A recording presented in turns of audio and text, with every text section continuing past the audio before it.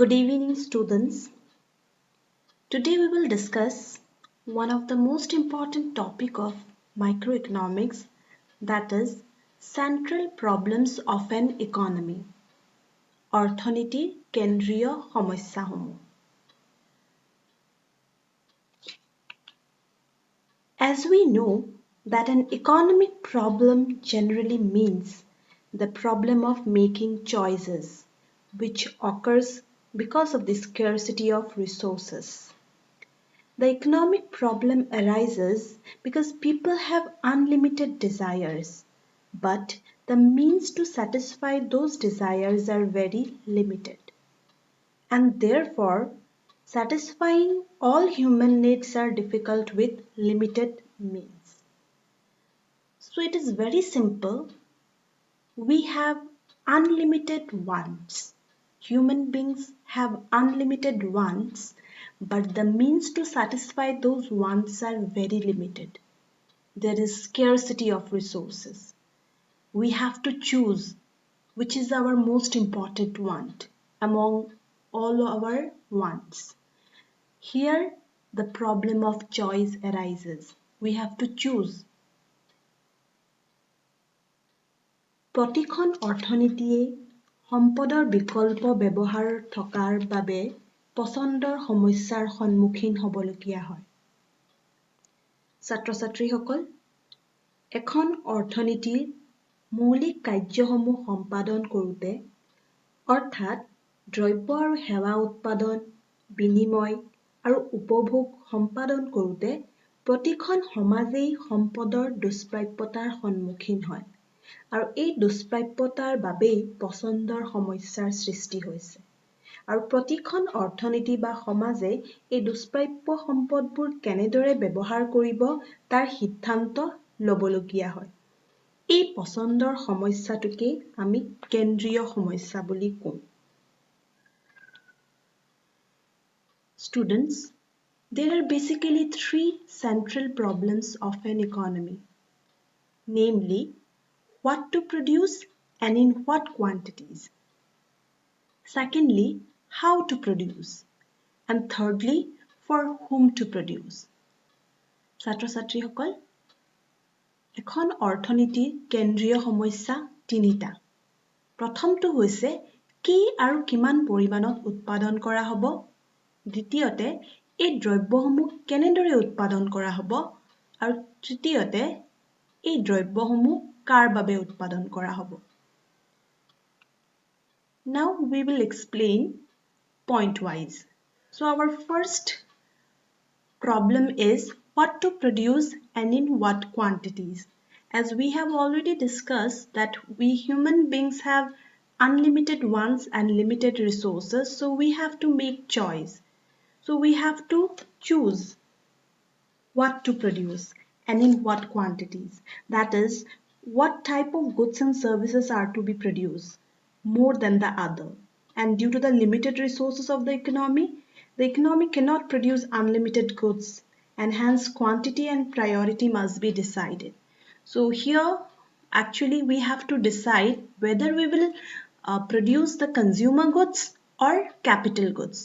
So consumer goods actually are those goods which are used by the consumers in order to satisfy their wants and desires. Any kind of commodity which we are using, for example, food, cloth, pen, paper, etc. All these are consumer goods.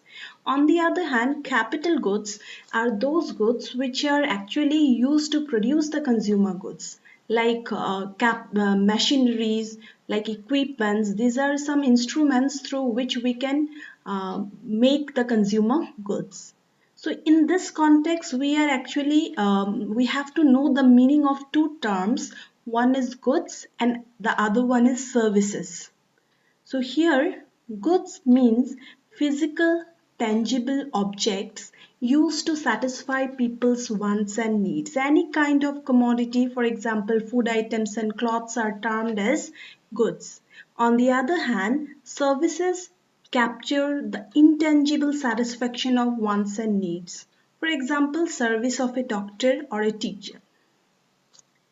ছাত্ৰ-ছাত্ৰীসকল, আমি জানো যে সম্পদৰ পৰিমাণ সীমিত হোৱা বাবে প্ৰতিখন অৰ্থনীতিয়ে কি দ্ৰব্য উৎপাদন কৰিব আৰু কিমান পৰিমাণৰ এই বিষয়ে চূড়ান্ত সিদ্ধান্ত ল'বলগীয়া হয়।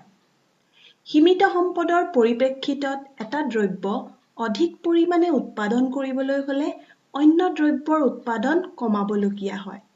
কাৰণ এটা দ্ৰব্যৰ অধিক উৎপাদনে অন্য দ্ৰব্যৰ সম্পদ হস্তান্তৰিত কৰিবলৈ বাধ্য কৰে। উদাহৰণস্বৰূপে, শিক্ষা আৰু স্বাস্থ্যত বেছিকৈ সম্পদ ব্যৱহাৰ কৰিব নে সামৰিক সেৱাত বেছিকৈ সম্পদ ব্যৱহাৰ কৰিব? প্ৰাথমিক শিক্ষাত বেছি ব্যৱহাৰ কৰিব নে উচ্চ শিক্ষাত বেছিকৈ লাগিব? উপভোগ্য দ্ৰব্য যেনে খাদ্যবস্তু, কাপোৰ, কিতাপ, কলম তেনেধৰণৰ সামগ্ৰীত বিনিয়োগ অধিক কৰিব নে যন্ত্ৰপাতি, আহিলাসমূহ যিবোৰে ভৱিষ্যতে উৎপাদন আৰু ভোগ বঢ়াব তেনেবোৰ দ্ৰব্য লাগিব? এই সকলোবোৰ নিৰ্ণয় কৰিব লাগিব। এই সকলোবোৰ নিৰ্ণয় কৰাৰ পাছত আমাৰ দ্বিতীয় সমস্যাটো আহে, আমি কেনেদৰে এই দ্ৰব্যসমূহ উৎপাদন কৰিম। কিন্তু তাৰ আগতে মই তোমালোকক এটা চিটুৱেশ্যন দিব বিচাৰিছোঁ। ধৰা হ'ল এজন কৃষকৰ ওচৰত এটুকুৰা মাটি আছে আৰু সেই মাটিত তেওঁ ঘেঁহু উৎপাদন কৰিব পাৰে, কৰ্ণ উৎপাদন কৰিব পাৰে অথবা তেওঁ চাউল উৎপাদন কৰিব পাৰে। এতিয়া সেই খেতিয়কজনে ঘেঁহু উৎপাদন কৰিব নে কৰ্ণ উৎপাদন কৰিব নে চাউল উৎপাদন কৰিব? সেই সিদ্ধান্তটো তেওঁৰ ল'বলগীয়া হয়। তোমালোকে এবাৰ ভাবি চিন্তি এই চিটুৱেশ্যনটো নিজকে ৰাখি চিন্তা কৰিবা, তোমালোকে কি উৎপাদন কৰিবা। ঠিক আছে? এইবাৰ আহোঁ আমি দ্বিতীয় কেন্দ্ৰীয় সমস্যালৈ, যিটো সম্পৰ্কিত উৎপাদন কৌশলীৰ ওপৰত। অৰ্থনীতি এখনত দ্বিতীয় মৌলিক সমস্যাৰূপে এই নিৰ্বাচিত দ্ৰব্য বা সেৱাসমূহ কেনেদৰে উৎপাদন কৰা হয় তাৰ লগত জড়িত। এটা নিৰ্দিষ্ট দ্ৰব্য বা সেৱা এক নিৰ্দিষ্ট পৰিমাণৰ উৎপাদন বিভিন্ন ধৰণে কৰিব পাৰি। একেবাৰে উজু কথাত ক'বলৈ গ'লে আমি যিকোনো এটা বস্তু বিভিন্ন ধৰণৰ কৌশল প্ৰয়োগ কৰি উৎপাদন কৰিব পাৰোঁ আৰু তেনে কৌশল প্ৰধানত দুই প্ৰকাৰৰ থাকে। প্ৰথম কৌশলটো হৈছে শ্ৰম উৎপাদনী প্ৰযুক্তি কৌশল, য'ত আমি শ্ৰমিকৰ সংখ্যা বা শ্ৰমৰ পৰিমাণ অধিক ৰাখোঁ মূলধনৰ তুলনাত। আনহাতে মূলধন উৎপাদনী প্ৰযুক্তি কৌশল হৈছে সেই কৌশল য'ত আমি মূলধনৰ পৰিমাণ অধিক ৰখা হয় শ্ৰমৰ তুলনাত। So students, how to produce is basically related with the method of production. We know that a same commodity can be produced with different method of production. So basically here we have two methods of production. One is labor intensive method of production and the other one is capital intensive method of production. So by definition, labor intensive method of production is that method of production where we have where we utilize more units of labor in comparison to capital. Whereas capital intensive method of production is that method of production which uses more amounts of capital in comparison to labor. So dependent upon the availability of resources, the producer has to decide which method of production will be suitable for him. After deciding what to produce and how to produce, the next question or the next problem arises, for whom to produce. So the problem of for whom to produce refers to how all the final goods and services are to be distributed among different consumers. So basically it is related with the problem of distribution. It is not feasible for an economy to satisfy everyone's wants due to the scarcity, and it must decide on whose wants are to be satisfied.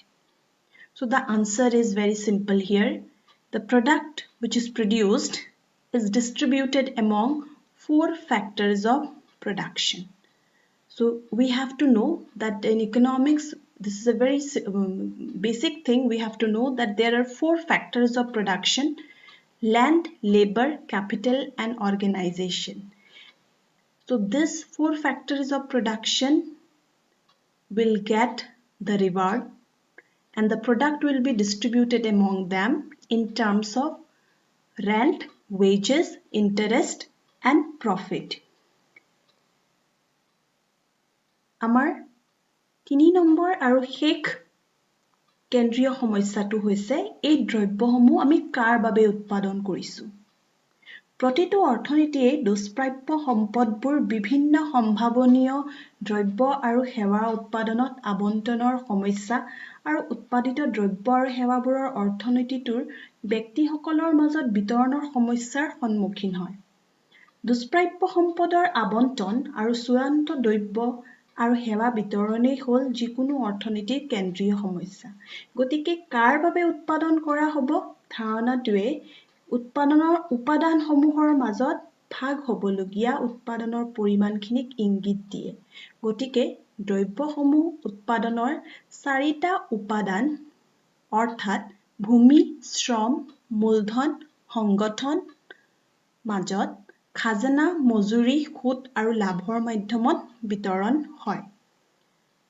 ছাত্ৰ-ছাত্ৰীসকল, তোমালোকে সদায় মনত থবা অৰ্থনীতিৰ চাৰিটা প্ৰধান উপাদান আছে: লেণ্ড, ভূমি, লেবাৰ, শ্ৰম, কেপিটেল, মূলধন, এণ্টাৰপ্ৰাইজ, সংগঠন। আৰু এই চাৰিওটা উপাদানে যিটো ফেক্টৰ ইনকাম জেনেৰেট কৰে তাক আমি ৰেণ্ট, খাজনা, মজুৰি, ৱেজেছ, ইণ্টাৰেষ্ট, সুত আৰু লাভ, প্ৰফিট বুলি অভিহিত কৰোঁ। আশা কৰোঁ ছাত্ৰ-ছাত্ৰীসকল তোমালোকে আজি আলোচ্য বিষয়টো বুজিব পাৰিছা। ইয়াকে কৈ মই আজিৰ বিষয় ইয়াতে সামৰণি মাৰিছোঁ। ধন্যবাদ।